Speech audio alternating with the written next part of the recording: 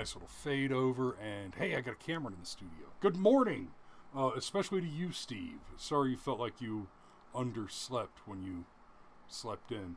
That's unfortunate. It's called being a working man. Well, you know, it is what it is. So good morning. It's Firearms Friday, and well, I hope you saw the thumbnail because there's nothing especially special about this particular DRT. Spoiler alert, DRT. Try to bring you a DRT every Friday, Firearms Friday, but I learned something. What did you learn, Chris? What did we learn? That doesn't happen very often, but here we go. Not that one. We'll talk about that a little bit in a minute. No charges filed after Mesa County resident shoots intruder. The 21st District Attorney's Office declined to press charges after a man, later identified as 23-year-old Fredrick Price, was found shot dead in a Mesa County home around 3 a.m. on August 8th. Okay, so this one's a little older. The incident is a little older than what we like to do. The article is from the 29th. When Mesa County Sheriff's deputies arrived at the scene, Price was found unresponsive, lying in the front entryway of the home with a gunshot wound to the chest. On August 10th, Mesa County Coroner Victor Yahn confirmed the gunshot wound to the chest was the cause of death, ruled a homicide. Quick note, homicide does not equal murder. Homicide means that the death was caused by another human. Murder means that the death was caused by another human illegally and with malicious intent. Words mean things. Words mean lots of things, Sheriff Levitt. So when you have a homicide that's justified by clear self-defense evidence and you call it murder repeatedly on social media, then I deeply question your qualifications as an elected sheriff. Moving on. According to the crime scene report, it was evident that the front exterior door had been forced open. In a letter sent to the Mesa County Sheriff's Office on September 28, 21st, Judicial District Chief Deputy District Attorney Bo Zeerip, what a great name, right, cited Colorado's Make My Day law. This is the thing that I learned. Law to explain why no charges were filed in the case. So, you've heard of stand your ground, nay, even castle doctrine. But Colorado brings you the Make My Day law. So I had to pull up a little something about that. So shout out to Colorado Legal Defense Group. They didn't give me any money, but they should, because I'm plugging them a little bit, and advertising should never be free. But here's the payoff. I'm going to make fair use of your article just to illustrate what I find to be an amusing turn of phrase. Colorado self-defense law allows people to use force to defend themselves or others when they reasonably believe it necessary to protect against imminent harm, and they use only the degree of force appropriate to the situation. In some cases, this means you can use deadly force. You do not have to withdraw from an altercation before defending yourself. To raise your right to defend yourself, though, you cannot be the aggressor. So it's not dissimilar to castle doctrine or other self-defense laws. Let me clarify that a little bit. This is something that we had to go into a little bit on the Arbery case. Self-defense is not permitted by the law. There is no law which explicitly permits self-defense. So when you want to know how your right to defend your life works, you're not going to go to the laws and read laws on, this is what it means to have the right to self-defense. It's one of your inalienable rights, right? You have the right to defend yourself with up to and including deadly force if necessary, period. And any state that has a law contrary to that is in open violation of the Constitution. Yeah, endowed by your creators, pretty crystal clear and clear cut. Good Lord, word salad, y'all. So, Where you do have laws that infringe self-defense, and I mean infringe in the correct sense, that are thereby related and tangential and adjacent. What you have are things like castle doctrine, you have stand your ground laws, and now we have the make my day law. And there are many states which are in open revolt violation of the Constitution, which have laws that abridge your right to self-defense by requiring you to retreat. That's absurd. I don't have a duty to retreat. You have a duty to not pick a fight in the first damn place. Correct. Now, in almost all cases, the law will make the plain point that if you are the aggressor, you cannot use self-defense as an active defense in the prosecution or investigation of the crime if a crime is alleged or charged.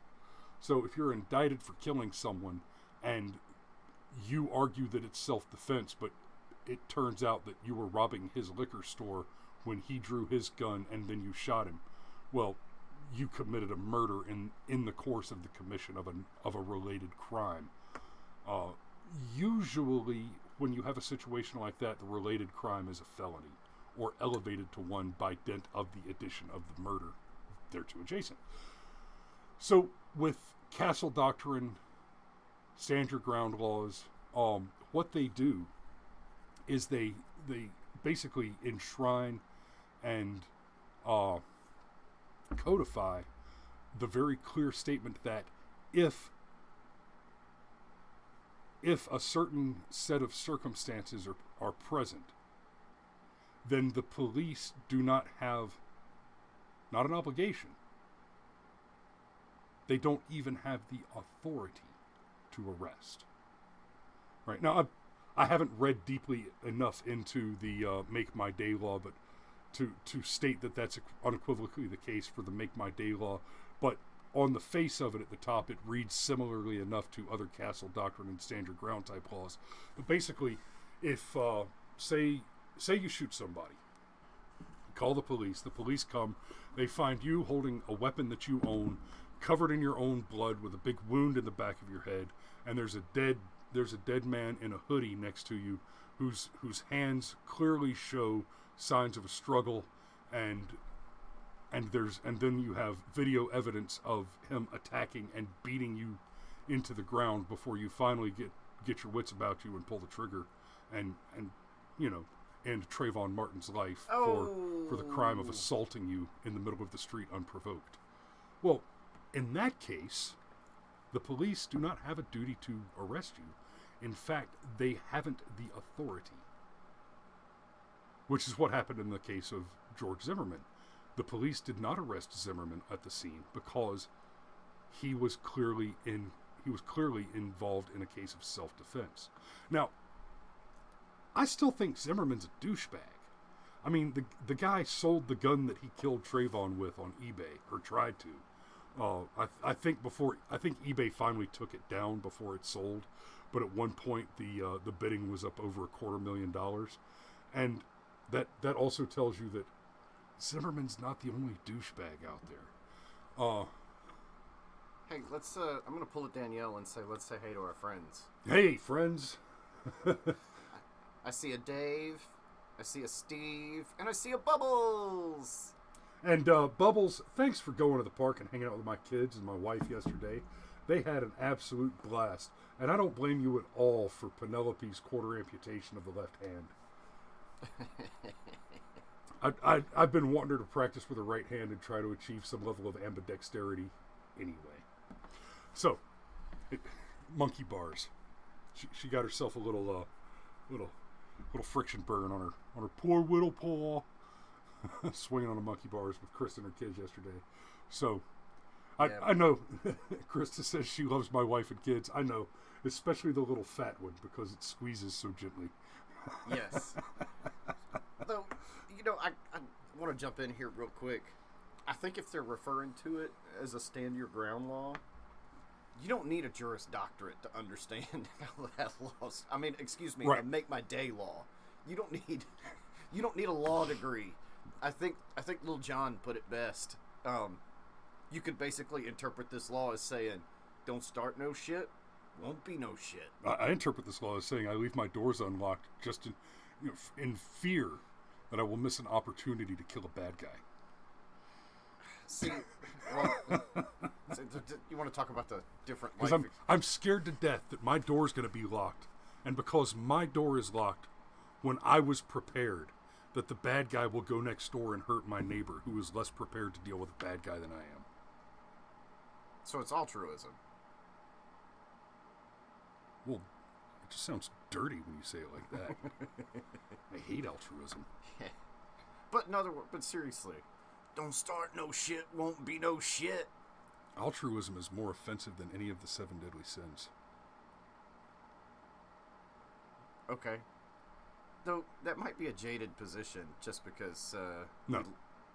I don't know, man. Are you sure it doesn't have Pure anything? logic.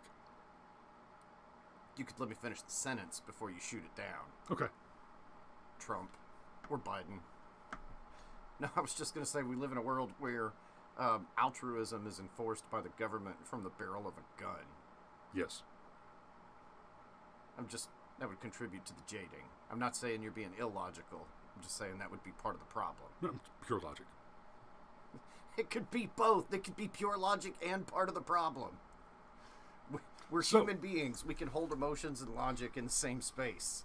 So I think we've, I mean, do we want to read the rest of the article? We've read the article. We've read the article. We've got the takeaway. We've got a DRT, and we've learned about the Make My Day law. So let's take a quick peek. I went ahead and pulled up an article here about, is Trump catching...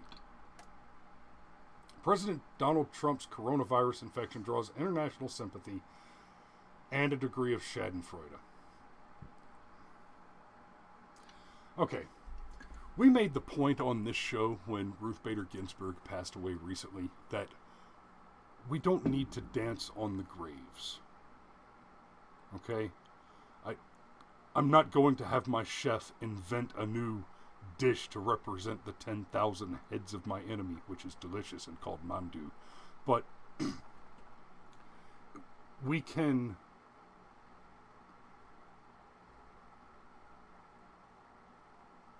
enjoy the serendipity of the timing and be glad that some order and balance can be restored to the court now that one of its longest serving and most radically dangerous left-wing activists has finally stopped conducting violent activism from the bench, has finally been removed from her position where she's actively legislating from the bench against the Constitution and against the interests of the American people.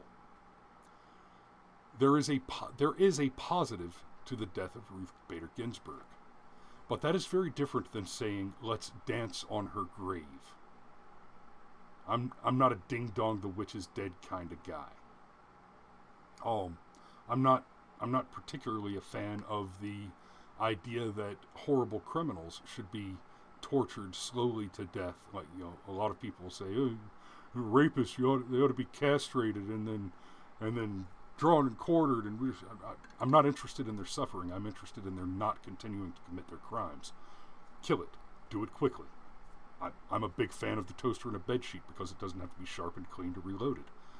It's cheap. And bonus, toaster and a bed sheet, the more times you hit somebody with it, the more effective it becomes as the dents in the toaster become sharp edges. But efficiency. That said, Donald Trump, who the left just hates because he's so unpresidential and uncivil and cruel. President Donald Trump's coronavirus infection draws international sympathy and a degree of schadenfreude. Okay, I am certain that the majority of my regular audience has met me and heard the phrase schadenfreude in conversation sufficiently that you know it means taking pleasure in the misery of others. But I will go ahead and say that. Make sure that the definition's out there just in case. What you looking at? Oh, I'm just trying to get back in the fucking shot. Oh, well, sorry. Here, have a thought. I showed them the article. I'll read you the article. Fuck it. I'm going back to the article. You sit there and be quiet. There was a widespread international sympathy, but also something that resembled Schadenfreude, that President Donald Trump announced on Friday on Twitter that he and First Lady Melania Trump tested positive for the new coronavirus. Wishing my friend at POTUS and real Donald Trump and FLOTUS a quick recovery and good health, Indian Prime Minister Narendra Modi, whose relationship with Trump has grown close in recent years, quickly tweeted. British Prime Minister Boris Johnson, who is an absolute mad lad, by the way. I freaking love Boris Johnson. Have you followed his career at all? He's hilarious. He's the guy that said that Muslim women look like letterboxes.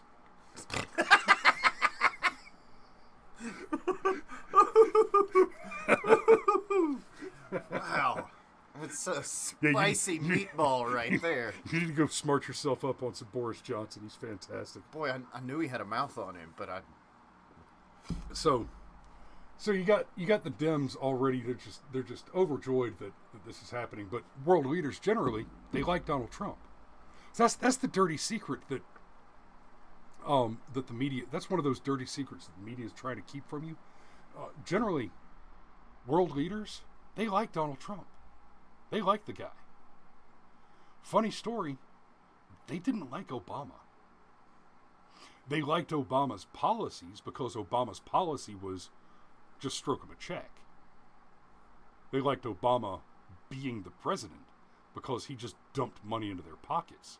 But remember, when we say they, and we're talking about Obama, the they we're talking about are he stroked checks to Kim Jong-un, he stroked checks to Iran, he stroked checks to Afghan leader. Oh, God. Okay. I don't mean to tell a war story every episode, but... Liar. No shit, there I was. We had identified an enemy target, a high-value target, and we eliminated him. It was the correct course of action. The man was a monster. He was responsible for the deaths of some of our soldiers and several children. And one of the policy positions during the Obama administration, while I was over there in Afghanistan, there was an appeasement that had to be reached with the village elders. So we had eliminated this target, and in order to reach the appeasement, this colonel and the sergeant major had purchased a sheep, one of those Afghani sheep with the big asses. You know what I'm talking about? Mm-hmm. Yeah. The Afghanis have these sheep, and they have these huge asses. It's unreasonable how huge the asses on these sheep are. And they bought the sheep so that we could present the sheep to the village elders as a consolation prize. You know, hey, we're sorry we blew up your bomb maker. So here's dinner for a week. And in this particular case, the colonel and the sergeant major were walking across one of the fobs with the sheep. They had a rope around its neck, and they were escorting it to a convoy so that they could load it up and take it to the elder they were delivering it to. And they lost their grip on the sheep. And I wasn't even in like ACUs and body armor. I just happened to be coming from the gym and heading to eat breakfast. So I was in like Ranger panties and a t-shirt and running shoes, right? So I had a rifle on me, but no armor, no, just. And I hear the sergeant major shout, "Hey soldier, stop that sheep!" And I turned around, and there's this damn sheep running at me, about 200-pound beast of a sheep running at me. Thankfully, not with a lot of horns. It wasn't an especially horny sheep, just big-assed. And so I planted my feet and put a shoulder down, and it rammed its head into my shoulder. And I noticed the hit. It definitely hit me. It was definitely like, it was like a solid linebacker hitting me. But I knocked the sheep the fuck out. But the point to the story was, Obama just stroked a check to everybody. these people would just, they just throw their trash on the street. Right? So there's constant, everywhere on the street, there's candy bar wrappers, there's empty bags of chips, there's soda cans, there's fruit peels, there's animal bones, there's human feces, there's just trash and shit everywhere. And periodically, we would go into the towns and give the locals rakes and hoes and shovels and come in an armored front loader, an armored bulldozer. And they would shovel their trash into the bulldozer, and we would pay them cash to clean up their shit. And then take the bulldozer down, somewhere out into the desert a little bit further away and just dump it into a big pile and burn it. But we were paying them U.S. taxpayer dollars to clean up their own shit. That was the Obama presidency. Today's world leaders, Donald Trump renegotiates trade deals. Here's the dirty little secret about the trade deals that the cartel media doesn't want you to know. We were just talking about negotiations a little while ago. A proper negotiation, two parties come to a negotiation, and there are considerations that they have. A property and a price, for example. But between the pair of them, through the course of a negotiation, there are more values that can be extrapolated, extracted, created, generated, and negotiated upon. Through the course of the negotiation, you can create additional wealth. You can create additional value. So that if you negotiate properly, and Trump understands this, and because Trump understands this and does this with other world leaders, that's why new, better trade deals don't just improve the American trading standard, they improve the situation for everybody. If you engage in negotiation that way, as you're generating additional value and wealth through the process of the negotiation, and finding more and more things that are on the table that you didn't think were there to begin with through creative negotiation, you come out the other side with both parties not only being satisfied, but both parties actually in profit. The objective is not that one of you makes a profit and the other one loses something. The objective to proper negotiation is that you have a thing of value and I have a thing of value, but when we exchange those two things of value, they become more valuable. Because your thing of value is more valuable in my hands and my thing is more valuable in yours. Now, don't go talking about capitalism and mutually assured self-interest that occurs in a lawful, civilized society in which adults engage in, voluntary transactions with one another. Don't do that. I've actually been working on an essay lately where I'm laying out the argument that there are no forms of, that there is no economic system other than capitalism. There is the baseline of mercantile capitalism, which begins on the basis of straight bartering, and everything beyond straight barter system mercantile capitalism, if you were trying to describe it as another economic system, what you're actually describing is a system of government interference. The economic system is still the same. The only difference is the level and degree to which the government interferes in it. Now, that kind of negotiation that I'm talking about, the Democrat is actively opposed to it. Well, yeah, you're too stupid to make your own decisions. What the Democrat wants, they are so dedicated to the zero-sum game that someone needs to lose in order for a negotiation to complete, that they will harm themselves. They will cut their nose off to spite their face. They will lose ground on their own position just to make sure that you coming out the other end, that the Republican coming out the other end, or the conservative coming out the other end, or, the American people generally. If the American people are not being done harm by an action that is taken by the Democrat Party, they don't want that action to happen. And there's a reason for this. It's not just that they're monstrous and evil. That's only part of it. But it's part of their election strategy. Every time the Democrat Party is able, through an aggressive negotiation and demanding that Republicans give more ground than they should, and failing to negotiate in good faith so that everyone profits. What they do is they cause a harm to the people of the United States, which creates a new hot-button issue that they can offer to solve in the future. One of the most clear examples is the Defense of Marriage Act and the Don't Ask, Don't Tell Act. Both of those were signed into law by Bill Clinton.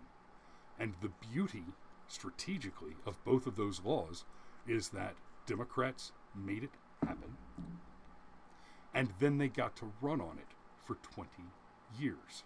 And then, of course, when they fixed the problem, they got to swing the pendulum so far in the other direction, they achieved every objective they ever wanted to in the first place.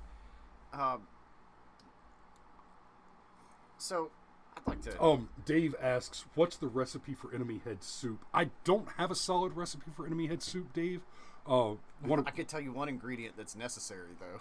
One of my favorite Afghanis downrange, Haji Ghani, he made a habit of decapitating Al Qaeda and Taliban members, and he would hang them upside down with their heads on the ground below them, so that the bodies exsanguinated onto their own heads, and he would hang signs on them that said Al Qaeda or Taliban, and then he would write under the title of their affiliated organization what crime he had executed them for.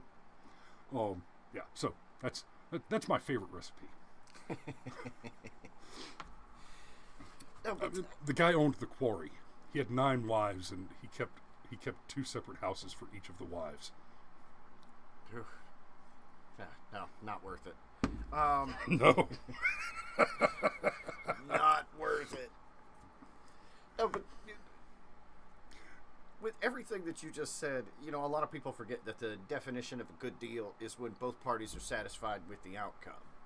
If you own a house that you don't want to live in anymore, and I have $200,000 that I'm willing to spend, that house is worth more to me because I want a house. And that $200,000 is worth more to you because you don't want a house anymore. Well, and plus, in both cases, you come out the other side, I've got $200,000 to invest in another property, and you've got a property which will accumulate additional value over time as the markets change. And that's just the very, very rudimentary beginning of that argument, of that negotiation. So I'd like to go back to the Schadenfreude, though, because I spent some time on Twitter and Facebook, and apparently the joke that's being made is Donald Trump is a victim of his own hoax. And good God, there's just so much to unpack with that. It's so frustrating. One of the things that Chris and I were discussing before we went on the air is how shocking it is that something can get misrepresented in the media, and then years later, people still think that somehow Trump got together with Putin and stole the election. Years later, there's still people saying, oh, well, he said there were very fine people on both sides. And they assume he's referring to white supremacists. I mean, look, Donald Trump was a member of the Reform Party for years. And we've seen the clip. It's practically in the same breath. He says, and I'm not talking about white supremacists, which should be condemned totally. Yeah. And the very fine people line is not a mistake that people are making. It is a lie that is being repeated. That's correct. And it's there are cases in which the speaker does not know he's lying. Those cases are few and far between. And frankly, if you don't know that you're repeating a lie when you say something like that, then you are not adequately informed to engage in that conversation or vote. If you think Donald Trump said there are very fine people on both sides, and that means he is pro-white supremacist, you are too stupid to be trusted with a state decision like voting. And to be very clear, when I say that you're too stupid to vote, go read the Constitution. You do not have the right to vote. No one has a right to vote. And there's another great lie for you. black people and women have only been allowed to vote for 100 years, give or take. That's a lie. That's false. Before the 14th and 19th Amendments guaranteed that the vote would not be restricted by your gender or, well, by your sex or your race, the idea that those people weren't allowed to vote, guess who else couldn't vote then? White people white men who, like the blacks and women who could not vote prior to those amendments, white men who didn't own property. Okay, guess what? If you owned property, you could vote. There were black men voting who were either had never been slaves or were freed slaves who owned property before the 13th or 14th Amendment were passed, before the Civil War. Yeah. But the by all hoax means, go repeat the lie. But the hoax thing, obviously what they're taking out of context is when Trump referred to the severity of the virus as a hoax. Trump never said COVID. No, he didn't refer to the severity of the violence of the virus as a hoax. No. What happened is the Democrats made specific suggestions. Okay, you keep talking. I'm going to look this one up real quick. What he said was the thing that the Democrats said is a hoax. Yes. Okay, fine. But what I was referring to was the obvious implication behind that statement that there's some assumption that Trump said the virus itself is a hoax. And, I mean, he never said that. I mean, he just never said it. And so the people that are just jumping up and down, woohoo! Oh, man, this is karma. No, what would be karma would be if Xi Jinping got the coronavirus. That would be karma. In fact, if the entire CCP got a case of the Rona, that would be karma. Donald Trump getting it, no, that's ridiculous. This is China's fault. This virus, man, it took Herman Cain away from us. Bastard. Yeah, I know, right? I'm salty about that one. I miss all Shucky Ducky at 11:57 every morning on WSB. Anyhow. So what he actually said was that the politicization, that the Democrats politicizing the crisis is their newest hoax, just like the Russia witch hunt and the impeachment charade. And then that got turned into, by the Democrat, Trump said the coronavirus is a hoax. I mean, you're either too stupid to vote or you're a liar, in which case I don't think you should be voting. In which case I would prefer that liars not vote. But you know me. If I had my way, we would revoke everyone's citizenship and make them reapply for it. Myself included. Yes, and if I had my way, you wouldn't be allowed to vote unless you registered for the draft. Because I'm happy to take the test. And I've already signed up for the draft. I kind of missed that one. Well, yeah, but you signed up for the military. I feel like I got voluntold. Or I've volunteered. You will be voluntold. Well, either way, you put your name to a piece of paper that said we can order you to your death if it comes down to it. Yeah. So it amounts to the same thing. You'll be all right. It's fun. It's so much fun. I believe. You know, it'd be worth it just to see the 19th Amendment repealed. Yeah, war. Yeah, war is my favorite sport. It really is. Football. But even all this stuff, and it's the active. It's part of why Donald Trump calls the media the enemy of the people. These folks feel justified in making ugly comments at Trump's expense because of the way the media has perpetuated all of this bullshit. Like Chris Wallace's question about, do you condemn white supremacy? That is literally not even the first time Chris Wallace has asked Donald Trump about race. And like I was saying earlier before you interrupted and rabbit holed, Donald Trump was a member of the Reform Party, and Donald Trump quit the Reform Party as soon as David Duke joined it. The guy has said multiple times, over and over again, over the years, that there's no business for that kind of bigotry in his life. At this point, even in the press conference, it was a day or two ago with Kayleigh McEnany, the press kept asking her, said, well, does Donald Trump condemn this, and does Donald Trump condemn that?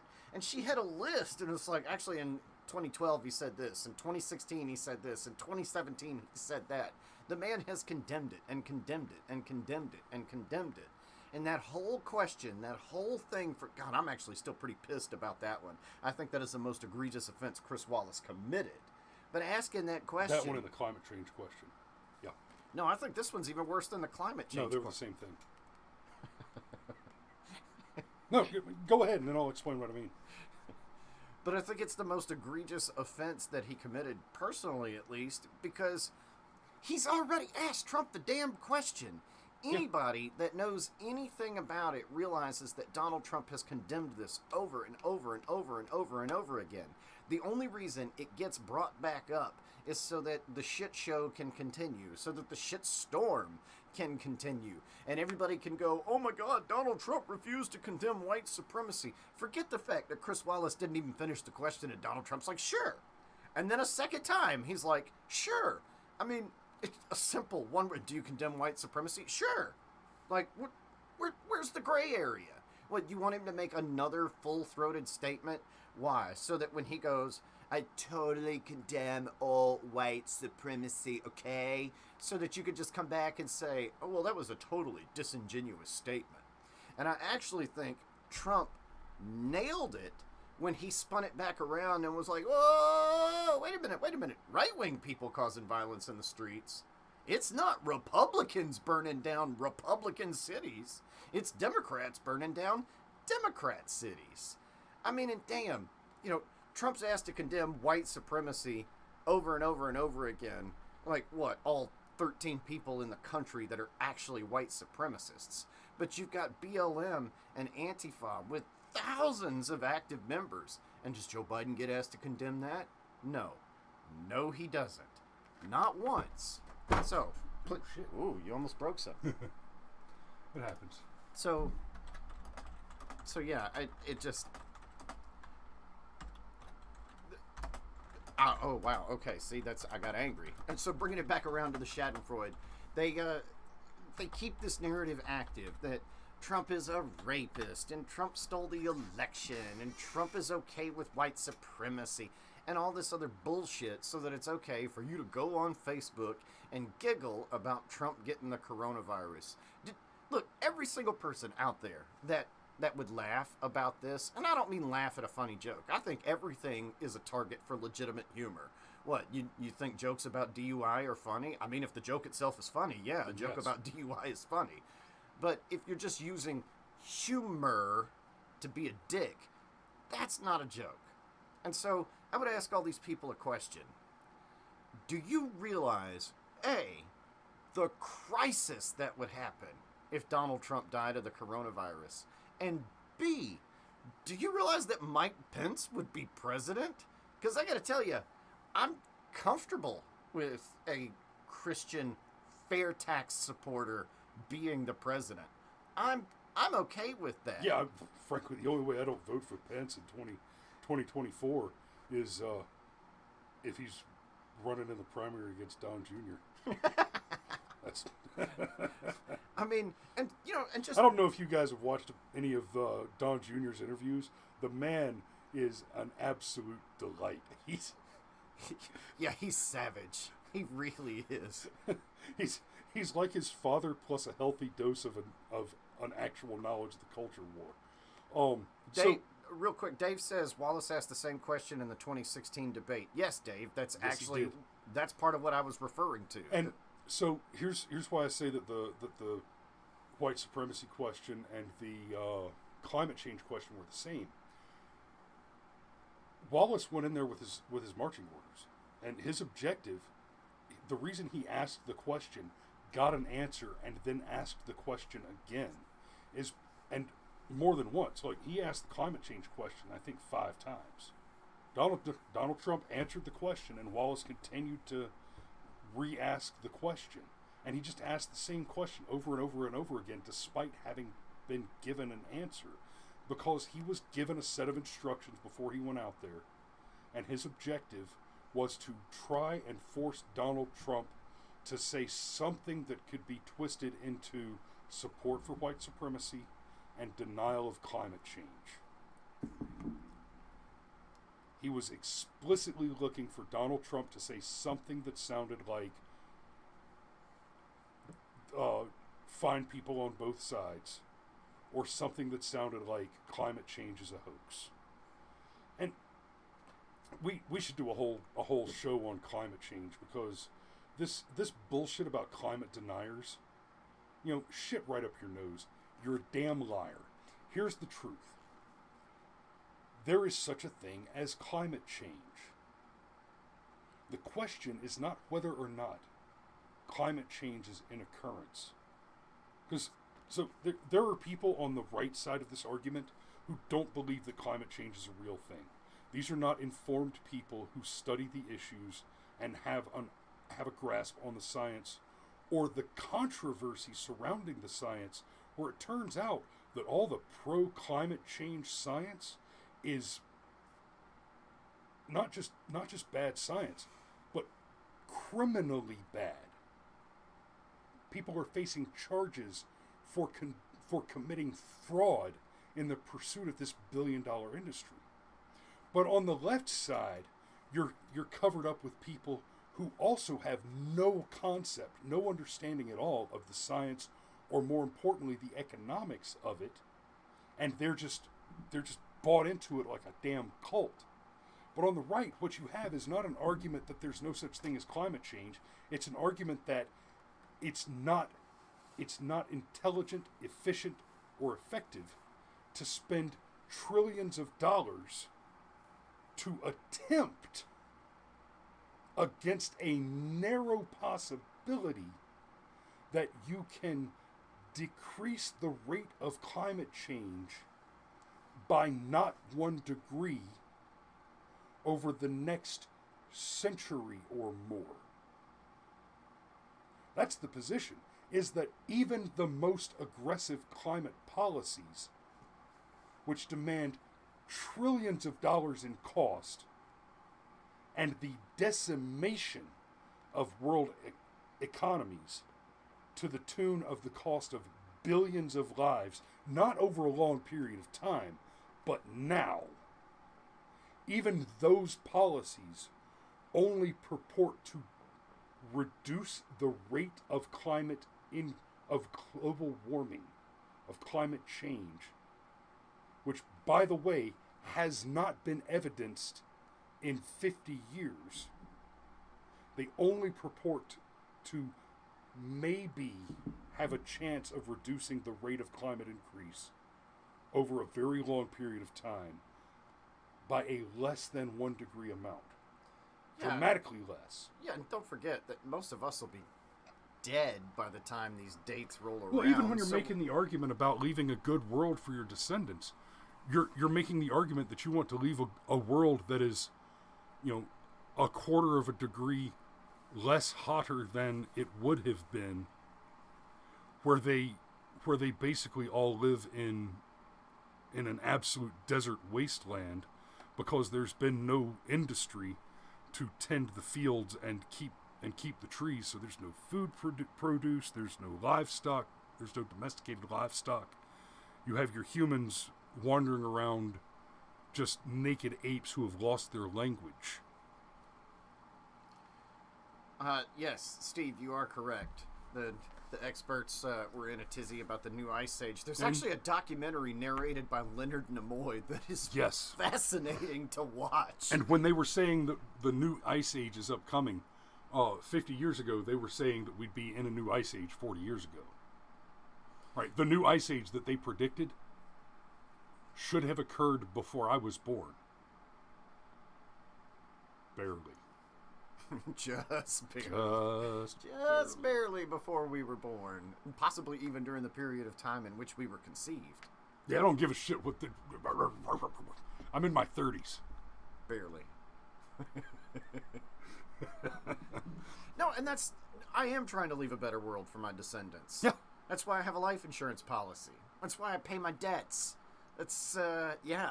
That's why I hunt terrorists and talk politics. That's why I participate in the economy, frankly. It's why I have a job. It's why I'm happy to go to it, even when I'm having a bad day. Because just the serendipity of the Industrial Revolution occurring almost simultaneously with the founding of this country has been one of the biggest boons this world has ever had. Ever. Period. You can't separate those things out. You can't. And so yeah, I still think the bullshit about race is different, because race, when you bring it up, and this is one of those things that the left is even partially right on. No, they're exactly the same, because the left is pretending that they're legitimate problems, to which they have legitimate solutions, both of which statements are incorrect. Gotcha. I'm going to ask a favor. Go for it. You could let me finish before you shoot me down. Anyhow, in my opinion... Fair enough. In my opinion... The salt mines are rich today.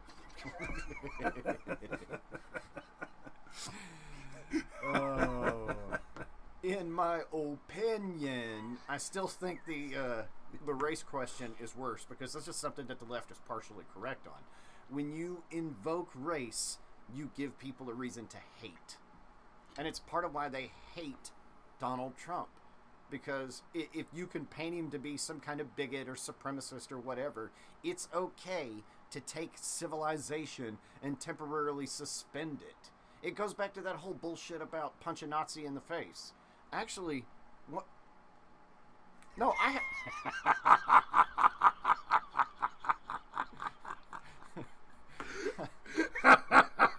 love our commenters. If Lindsay could show up and just say something offensive, it'd be a perfect comment thread. Oh, thank you. Thank you, Dave. Thank you for that. Anyhow, it gives them an excuse to hate. It's why the Schadenfreude, the jokes about how Cheeto Drumpf has... Drumpf. Yeah. Drumpf. The Cheeto Hitler has the corona. No, recall. It's not what we did with Ruth Bader Ginsburg. We did give a clinical analysis about how the court will be better for her absence. And we even gave her the respect she was due for being as effective as she was at the things that she did. But, I mean, we didn't laugh about the fact that she died of cancer. I mean, we just didn't. In fact, we even made the statement, sorry you had to die of cancer. Apparently that's one of the worst ways to go.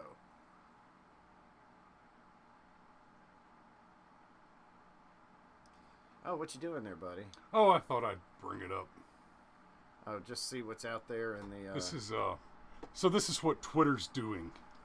When you're about to give up on 2020, but then you find out Trump has COVID. It's from 50 Shades of Way. And you're a bad person. Gee, that's too bad. Okay, and that was after possible exposure. That was Romney in isolation after possible exposure to COVID. So, you know, looks like RBG has successfully argued her first case before God. Ha ha ha ha ha ha. Remember, in Monday's debate, Trump mocked Joe Biden for wearing a mask, saying, I don't wear masks like him. Okay, see, and there it is. He made fun of how often Joe wears a mask, and that's, you know what? It was fair. Joe Biden virtue signals with the mask. The man comes off the plane and waves at an empty field wearing a mask. Guys. I was in a meeting yesterday. And, you know, Democrats clearly don't have jobs. because they don't go to meetings. So I was in a meeting yesterday talking to one dude and several women about a women's thing and an event. I won't go into too many details, but there were a few things there. We sat 6 feet apart, and so nobody wore a mask. And one of the things we talked about was how far blown out of proportion the adherence to the CDC guideline is. The guideline is wear a mask when you can't socially distance. The guideline is not don the mop 4 and dig a foxhole 1,000 meters away from the nearest pooping position. You're a person, not a mess tent. You know the one that cracks me up is the people that they're in the car by themselves with their windows up and they're wearing a mask. Look, oh God, I wish I had the video clip that I could easily pull up. But I actually shot some video of this. Cameron and I had some business at the bank a few weeks ago, and I was driving. So Cameron said, "Remember this shit?" Yes. Cameron's standing outside the bank waiting to go in, right? And he's got his mask on. I think I lent you a mask that day. Mm-hmm. I went.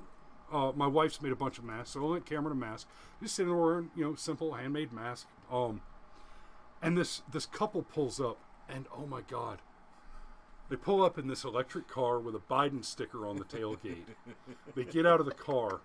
They're both wearing, like, mop-style hood masks with the big filtration vents on them, and rubber gloves.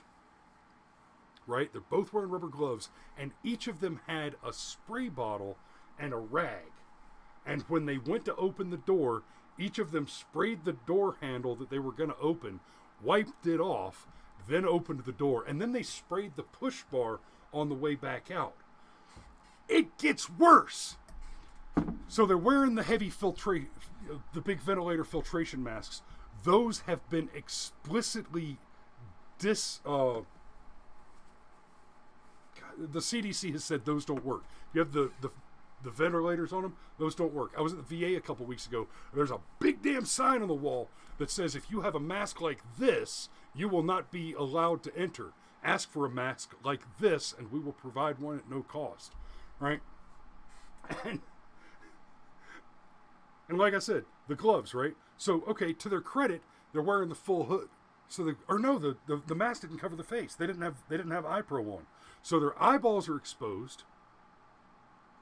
And they were both wearing shorts, short sleeves, and flip-flops.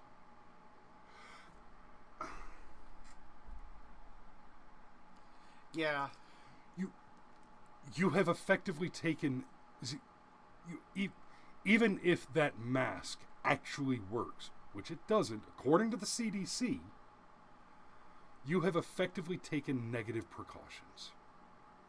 And I do mean negative precautions, because at that point, you're preventing your immune system from working on environmental hazards. You are making yourself more vulnerable. I'm not saying that wearing a regular mask and socially distancing does that, but taking it to the degree that we're describing with these two people, who are not taking actual precautions, they're taking very visible virtue signaling precautions. They're a threat to themselves and others because they're just too stupid to drive cars or tie shoes. Well, unfortunately, I think that's part of why the bank hired them, because so much of what's going on now with the mask and the coronavirus and everything else, like, it's all a big virtue signal and a liability limitation. I'm a commercial pest control technician, and I go around, everything from like banks to Kentucky Fried Chickens and warehouses and whatever, and every single one of them's got this big sign on the door that says under Georgia law can't be held liable, but it's also got another sign that says a mask is required for entry, and you can be subjected to temperature checks and questions and stuff like that, and it's all just to give the appearance of things being safe. Again, because Chris and I have been talking about this damn Wu flu for almost a year now, Good Lord, we have been talking about this for almost a year now, haven't we? Yes, because we started early. Do you remember the good old days when we said we were sick of talking about the coronavirus? Remember the good old days when we predicted literally everything that has occurred, to include the politicization and the weaponization of the virus as an active agent? Yeah, there are times when I would be okay with being wrong. God.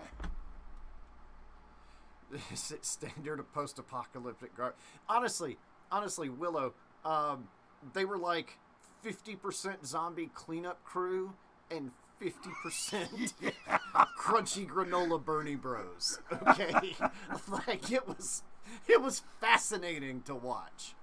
But anyhow, the bank hired them so they could make this big show of people coming in and spraying alcohol on everything to kill the virus.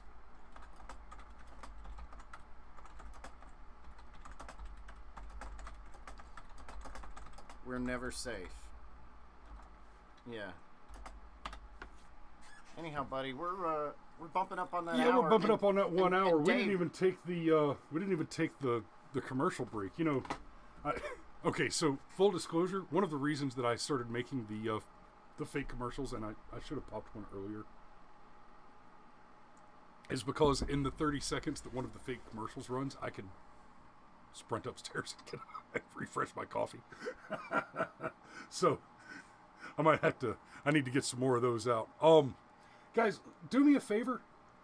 If you have some ideas for things that would be funny as fake commercials, like the horse cheese ad or the Tri-Space ad, leave them in the comments, not in the live chat. Leave them in the comments under the video.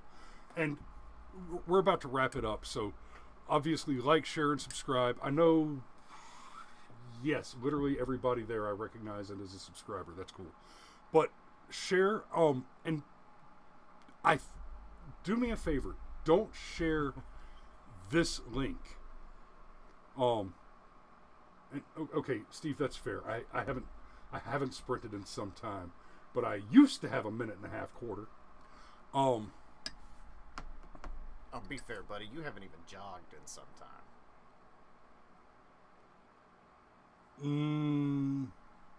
I shot this funeral a couple weeks ago, and I ran my ass off. Dude, I'm in studio with you. You're gonna have to do a lot more running. But love you, mean it. But anyway, when you go to share this video, don't share the link to the video you're watching right now. This is the live stream, and it looks like when you share this link, what people get sent to is a screen that says the live stream has ended. Go to the face page of the Brushfire Mind YouTube channel and share the video that posts when the live stream ends. I'd really appreciate it if y'all could just take a minute to do that. And I think we're going to go ahead and wrap it up there. You got anything to close on? Just want to bring it back to the beginning that there's actually a Make My Day law in Colorado. There is a Make My Day law in Colorado. How awesome is that? You know what?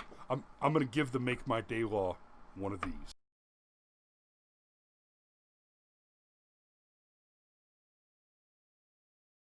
When this guy so much sack, he protect, he attack. This why no more homoerotic rocket ranches. Got it? Got it. Oh, jeez.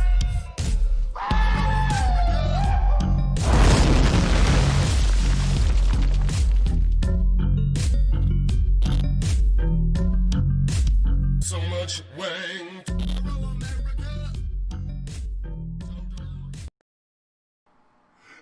Willow Bar says, "Make my day law?" ?